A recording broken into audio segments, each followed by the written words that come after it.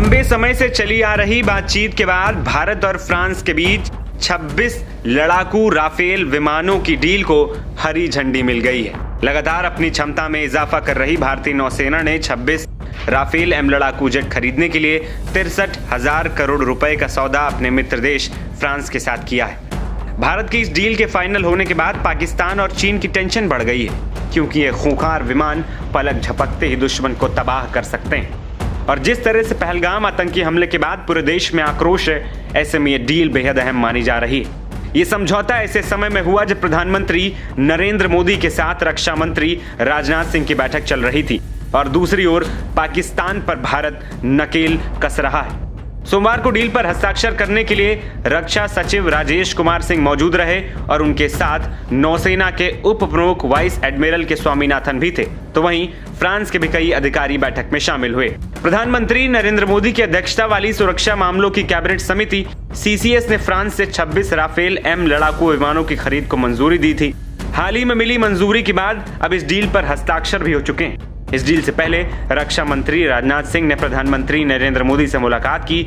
यहां दोनों नेताओं के बीच करीब 40 मिनट तक गंभीर बातचीत हुई। फ्रांस के साथ इस डील में 22 सिंगल सीटर जेट और 4 ट्विन सीटर ट्रेनर विमानों की डील है।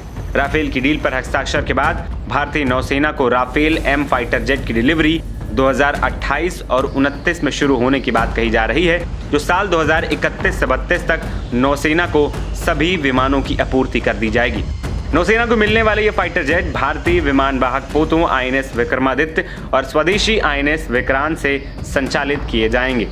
इस सौदे से विमानों का रखरखाव, रसद सहायता और ट्रेनिंग भी शामिल है। साथ ही आत्मनिर्भर भारत पहल के तहत इन विमानों के घटकों का स्वदेशी निर्माण भी किया जाएगा।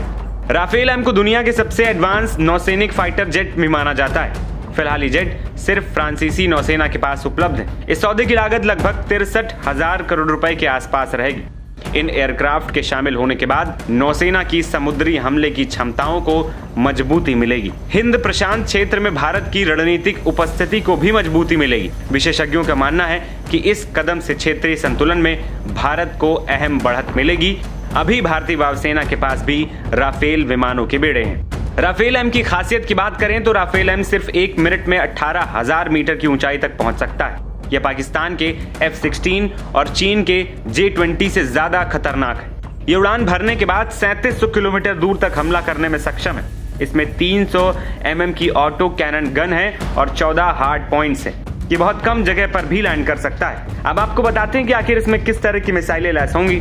वहीं राफेल एम में शक्तिशाली एंटी शिप मिसाइलें लगाई गई हैं, जो हवा से हवा और हवा से जमीन पर मार करने में सक्षम है। ये विमान पनडुब्बियां खोजकर ध्वस्त करने वाले विशेष रडार से लैस है। खास बात यह है कि राफेल एम में बीच हवा में ही रिफ्यूलिंग की जा सकती है। इससे इसकी रेंज और बढ़ जाएगी। इसकी पहली खेप 3 साल बाद मिलनी शुरू होगी, लेकिन ये डील भारत के लिए बेहद अहम है। NBT ऑनलाइन की रिपोर्ट।